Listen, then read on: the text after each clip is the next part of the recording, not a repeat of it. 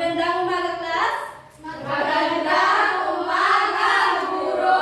Kamusta ang lahat? Meron ba kayong sapat na lakas upang makinig sa ating tatalakayin ngayong araw na ito? Meron!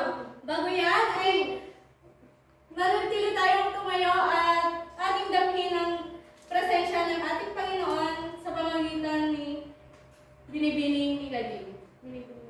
Tayo po ay yumukot, manalangin. Ang naming makapangyarihan sa lahat, pinupuri at sinasamba ka po namin. Ama, hindi po namin na pag-iingatan niyo po kami sa buong maghapon. Ito po sana ang siyang patuloy na maghari sa aming puso at isipan. Bigyan mo po kami ng sapat na lakas at katalinuhan magmula sa iyo. Ipinagkakatiwala po namin ang lahat sa iyo. Patawarin niyo po kami sa aming mga nagawang kasalanan. Ang lahat ng ito ay aming hiling sa matamis ng ngalan ni Jesus. Amen. Amen. Bago magsipo, ay maaari po ba pakiayos ang inyong mga upuan at pagipulot ang inyong mga kalat?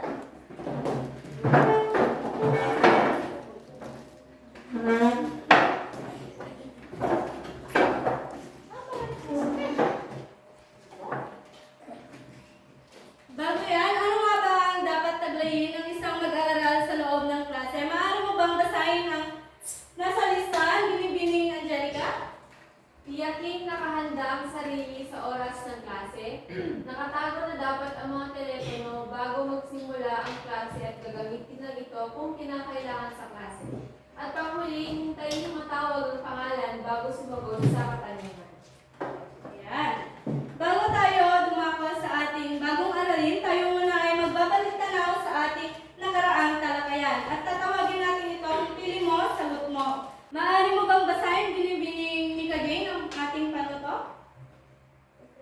Gamit ang spin o random picker, ang siyang pipili ng sasagot sa mga katanungan na nakapaloob sa loob ng gift box. Ang sino mapili ang siyang sasagot ng mga katanungan. Ayan.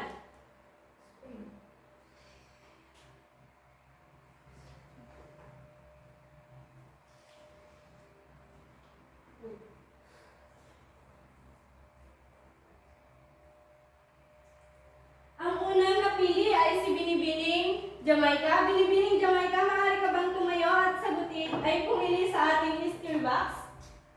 Nasa gitna mo.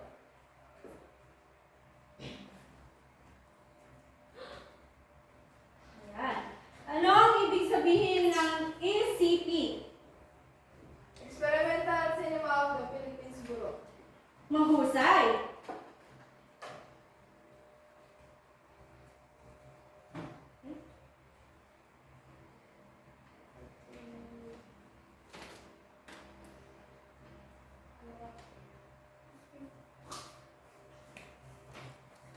Binibining Mary Jane, ikaw ang pangalawa na pili sa ating wheel.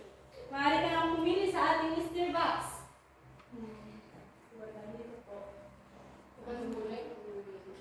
Yellow.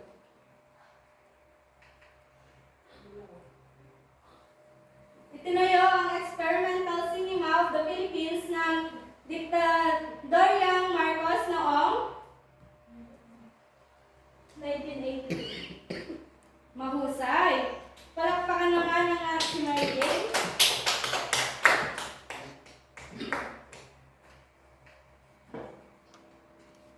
Bago tayo magtungo ay maaari bang pakibasa ng malakas ang 4MS? Binibining Angelica. Ang 4MS ay makinig, manahimik, mag-focus at makibahagi. Ayan. Naunawaan ba, class? Yes, ma'am. Maaari ba tayong tumayo upang sayawin ang ating icebreaker? Bago mag-dance?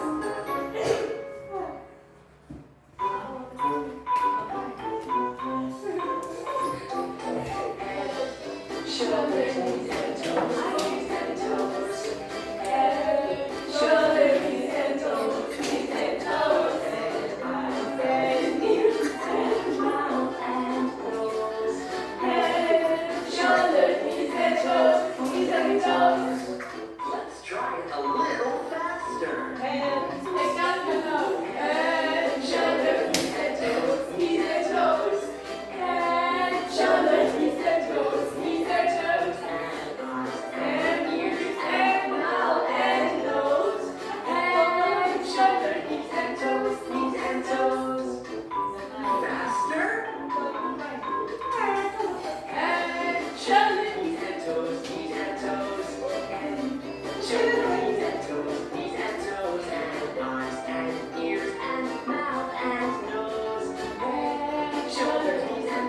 Ayan,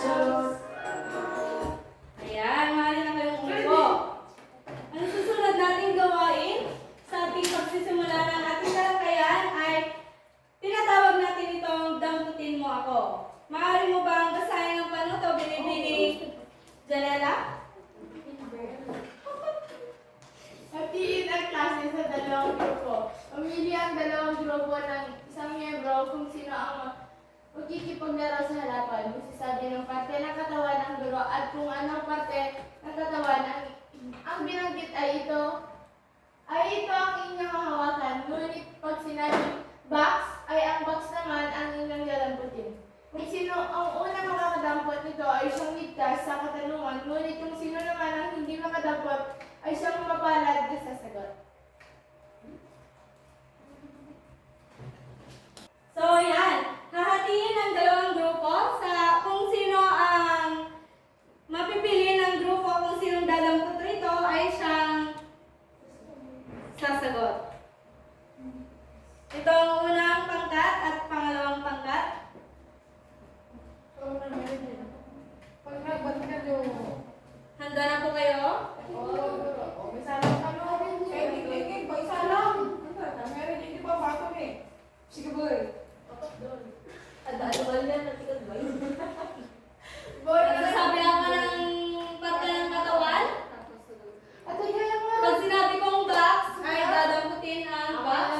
At kung sino ang unang makadampot, ay siya ang unang sasagot. Pwede ba kung sasabihin sila? Oo.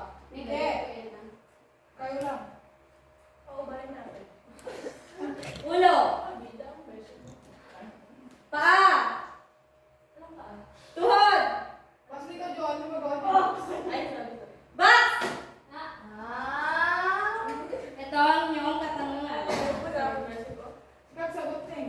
Anong panlipunan ng diskurso at variety ng wika ang ginamit sa sitwasyon na nasa ibaba? Mabuti pa magsanay na kayong magpaypay ng abaniko dahil kapag kayo ay naputulan, pasensyahan tayo kung hindi nyo mapanood ng paborito nyong telenovela. Empleyado ng Meralco, reaksyon ng pagkainis sa mga nagrereklamong residente ukol sa mataas na kuryente. Ano ang inyong sagot? Economical, socialec, dimensyong sosyal at teoryang sociolinguistic. Mahusay. Tumako naman tayo sa pangalawang katanungan. Ayaw na yan. Ready. Okay? Handa na ba kayo? Balikat. Ulo. Tuhod. Balikat. Box.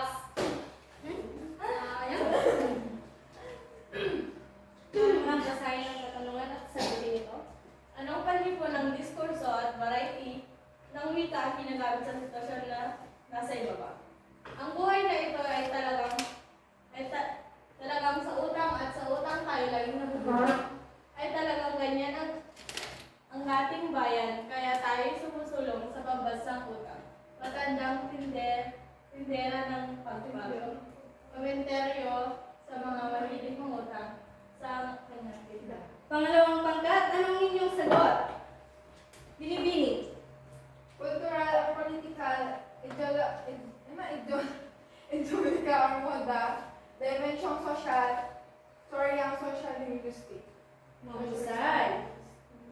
Dumapa naman tayo sa pangatlong katanungan. Paa. Tuhod. Balikat. Tuhod. Box. Anong panlipunang diskurso at variety ng wika ang ginagamit sa sitwasyon na nasa ibaba? Tignan mo yung anak mo. Dumating lang saglit, sumubo, hindi pa nagdag-iinit ang puwet. Dumaling na naman. Tatay ni Makoy. Komentaryo ng tatay sa pag-alis ni Makoy sa kapagkainan.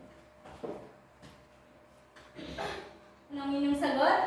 Cultural, Ideologic estilo at or dimensyong estilo or dimensyong social. Palakpakan naman ang inyong mga sarili. Sa pang-apat na pangkat,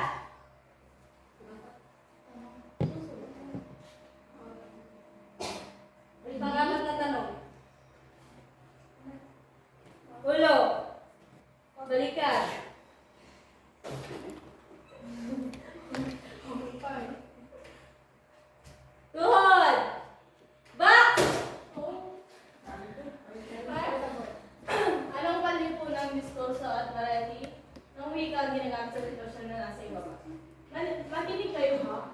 Ayoko may kasamang takoy, baka mamaya kakalog-kalog yung bayan nyo. Kaya ang mapapahamak sa akin. Ngayon kung sino gusto umuwi, sa inyo umuwi na laban ng patayan to. Tangina nyo parang malaking tulat to. Makoy, kasapi ng STD para walang sa huling pulong sa kasapian bago nangyari ang ragot. Pangalawang pangkat, anong inyong sagot? Political, ideolek, socialek, estilo, teorya, linguistic. Ayan. Walang nanalo kasi kayo ay tie. Maaari na kayo umupo. Mula sa aktibidad na ating isinagawa, sino ang makapagbibigay ng kanyang idea kung ano ang ating tatalakayin sa araw na ito? Binibining Mary Jane, maaari mo bang subukin? Ito ay paglalapat ng mungkahing balangka sa pagtuturo ng variety at wika at diskursong panlipunan gamit ang pelikulang Hindi.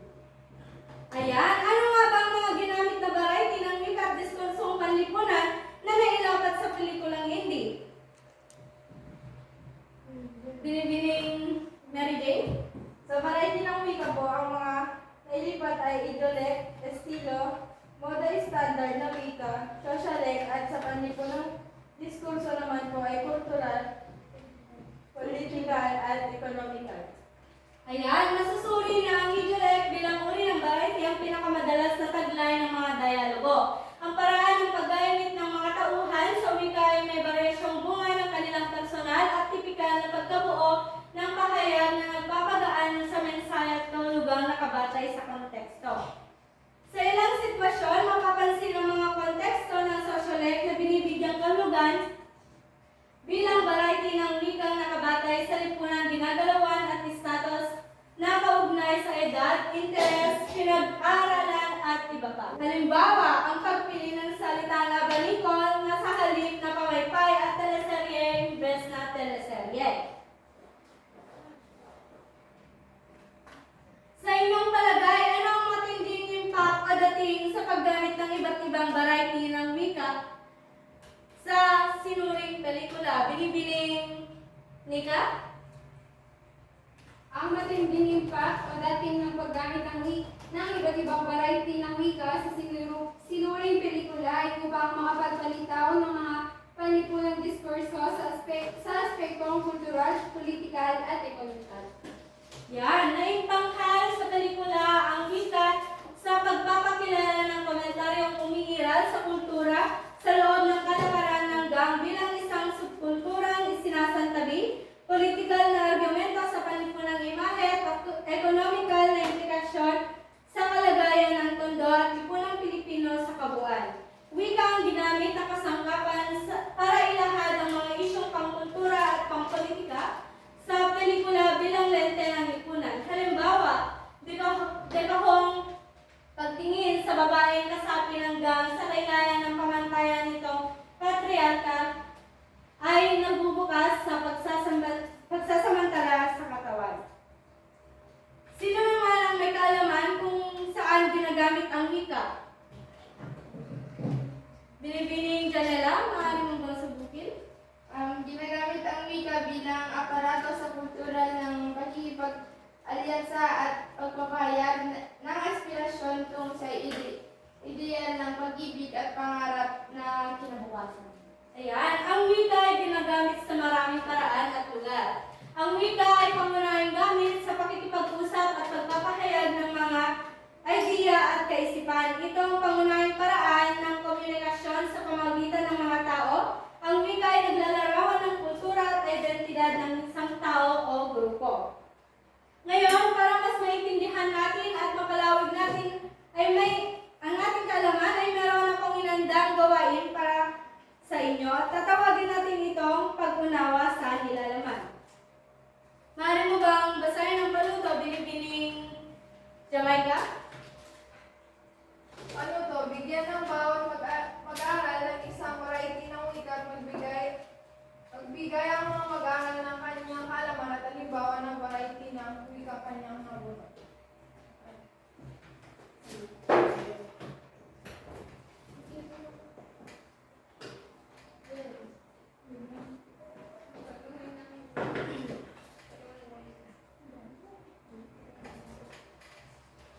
Ayan, sa mga binigay kong mga variety ng wika ay magbibigay kayo ng mga inyong mga kaalaman at halimbawa kung anong mga iyan, kung anong aking binigay. Bago yan ay meron muna tayong papanoorin na may kinalaman sa ating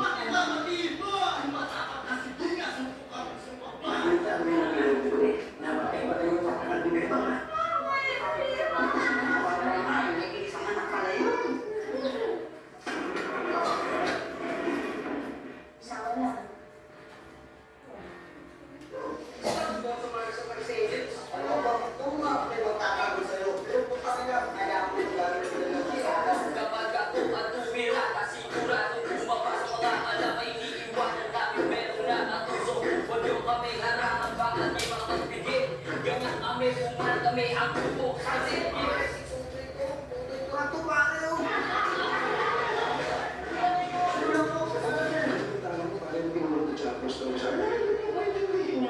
bakit sila nag-iinis? Ayaw pa rin kumapit. Si Saan pa rin Japos ang tumira.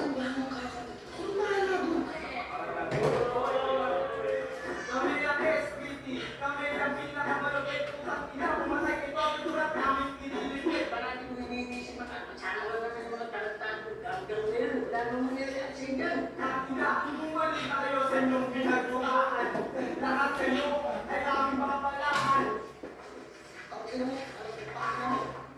Ayaw naman may kasamang takot. Nakakalugkalog yung bayan nyo. Ayaw pa magpahamag sa akin. Hindi namin kayo pinilit, pare. Lahat ng lakas sa loob nyo, ilabas nyo na dito.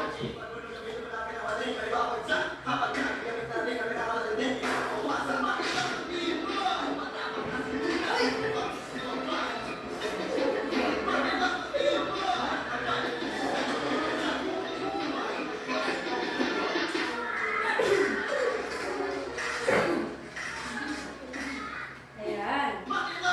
Tatawag ako ng ilan para ibahagi sa harapan kung anong inyong kaalaman. Binibining ni Jane? Idulek po, Goro. Ang idulek ay tumutukoy sa individual na paggamit ng wika ng isang tao.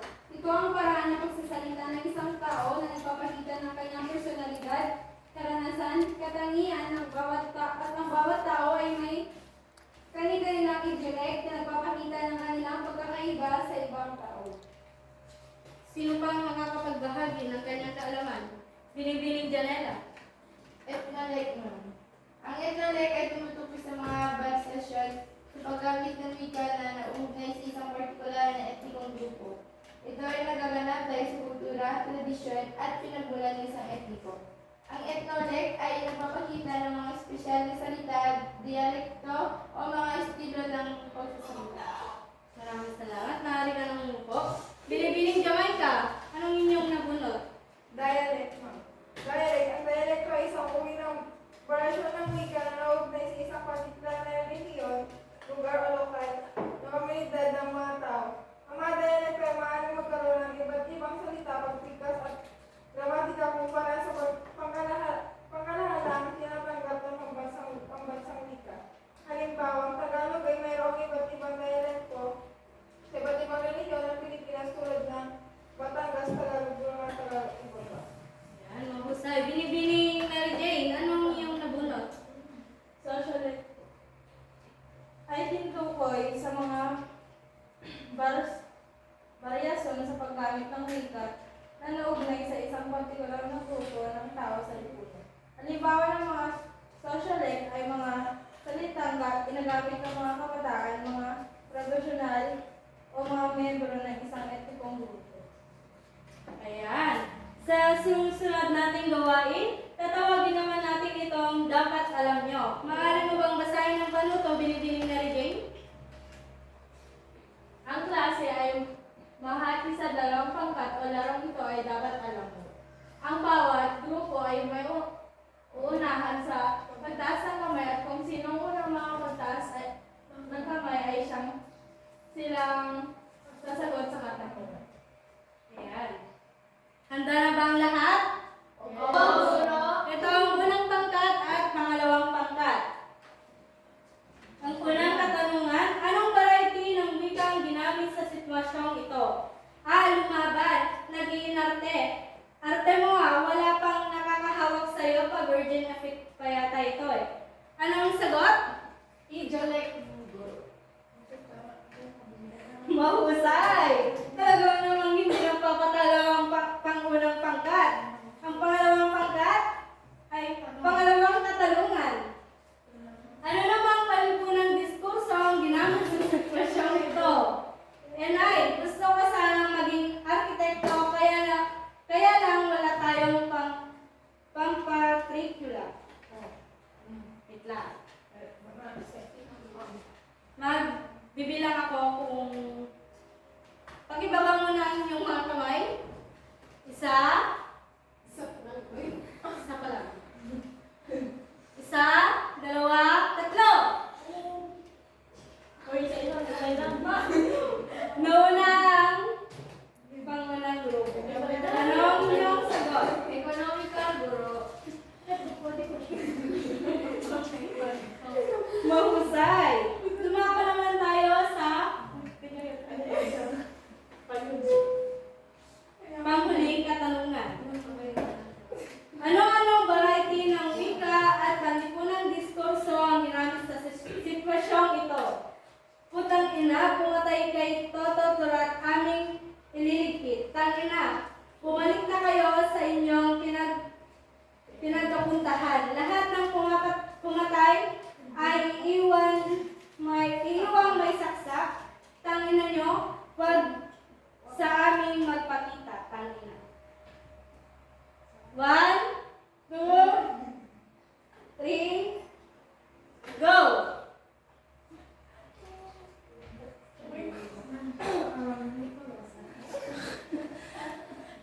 Socialek, Idelek, Dimension Social Teorya ng Akomodasyon, Social Linguistics, Cultural, Political.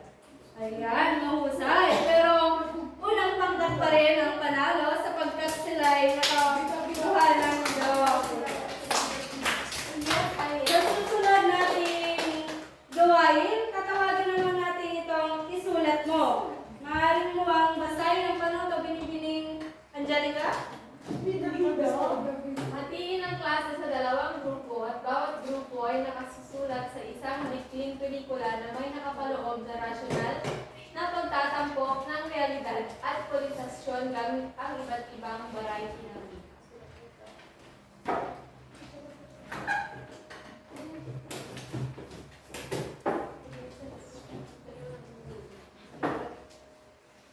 Ayan. Ito ang unang pangkat at pangalawang pangkat. Magsusulat kayo ng isang maikling pelikula na may nakapaloob na rasyonal na tampok ng realidad o politisasyon. May nakapaloob dito ang mga variety ng wika, kagaya ng mga idiolek, sociolek, etnolek, at meron lamang kayong 8 minuto para sumulat ng isang maikling pelikula. Maring ang inyong oras ay nagsisimulan.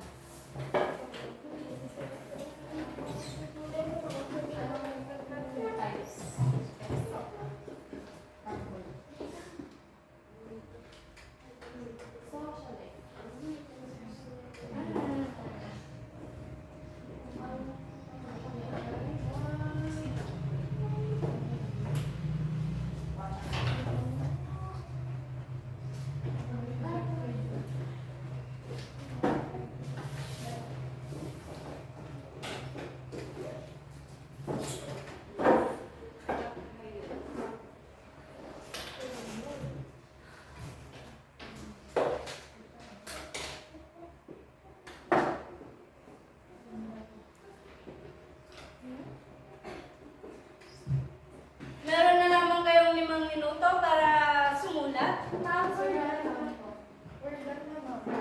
Nabasa po kami yung guro. Ay, may sulat pa kami kasi.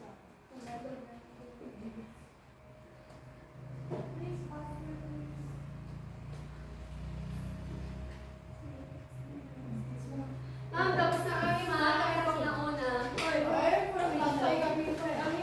po yung Ayan, nakipasa ang mga papel. Ma'am,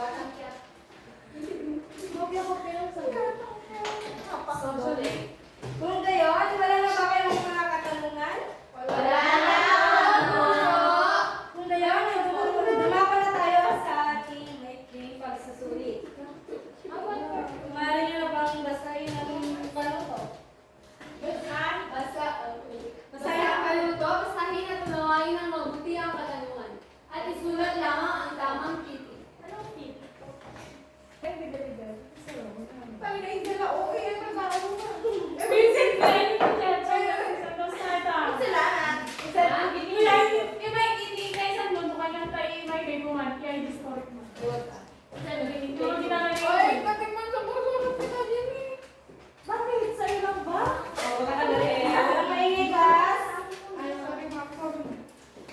What's your name, ma'am? Mary Jane, di tsaka Biggs eh. Binibining Angel, maaari ka bang pumalikod para walang maganap na kuyakan?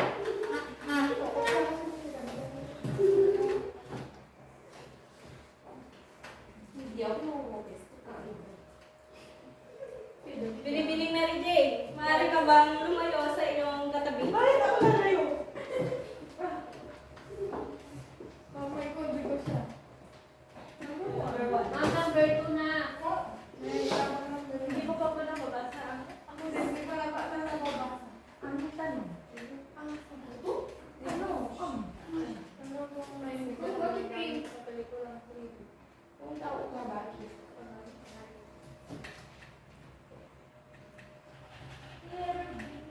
Next po, ma'am. Next, ma'am.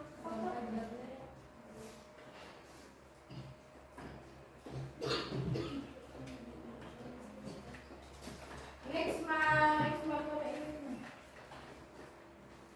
Oh.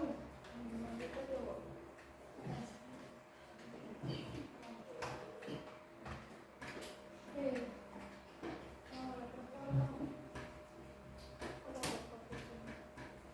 Ano ba?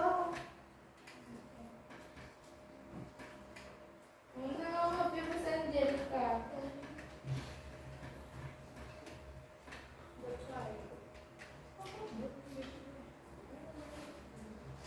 Tapos na ba ang lahat? Yes, Wow! Yes, ma'am. Maaari nang pakipasa pahanapan niyong mga papel.